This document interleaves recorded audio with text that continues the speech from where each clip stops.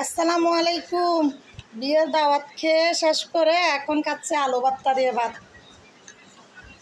বিয়ের দাওয়াতে খাইছি মাংস, এসে ঘরে খাচ্ছি আলু ভর্তা।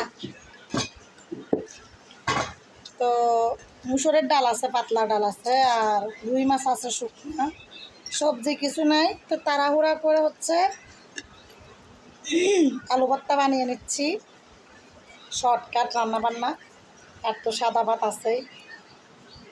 আসলে আলু ভর্তা মাংসর থেকেও আলু ভর্তা দিয়ে যে খাওয়া হয়, মানে ভাত, এটাই সবচেয়ে বেশি মজাদার না? আমি অনেক মজা। কার কাছে কেমন লাগে জানি না, আমার কাছে আলু ভর্তা ভীষণ ফেভারিট লাগে।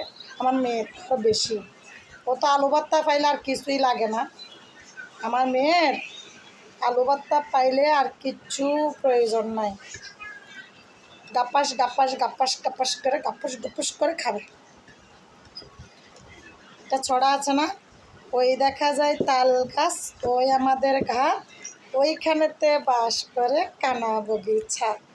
ও বগিতি খাস কি, পান্তা ভাত চাস কি, পান্তা আমি খাই না, পুঁটি মাছ পাই না, আবার একটা যদি পাই গাপুস গুপুস করে খাই। আমার মেয়ে হচ্ছে এরকম, আলু ভর্তা যদি পাই গাপুস গুপুস করে খাই।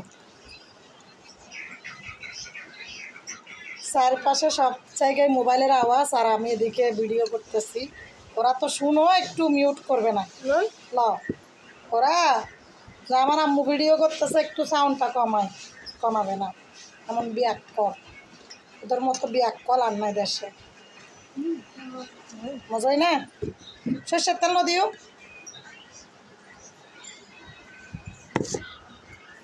সর্ষের তেল দা।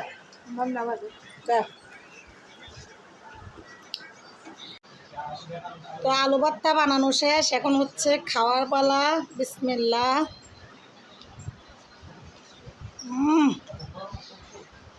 সর্ষের তেল দিয়ে, কাঁচামরিচ দিয়ে আলু ভর্তা, জাস্ট ওয়াও। এই যে রুই মাছ দেখো, রুই মাছ 3 পিস আছে। আমাদের রান্নাবান্না অনুযায়ী খাওয়ারও আছি আমরা 3 জন। আমার বড় ছেলে হচ্ছে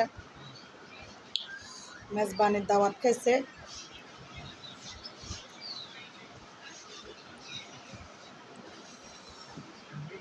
তো সবার খাওয়া দাওয়া হয়েছে। দেশ এবং প্রবাস থেকে যারা দেখছেন সকলের খাওয়া দাওয়া হয়েছে।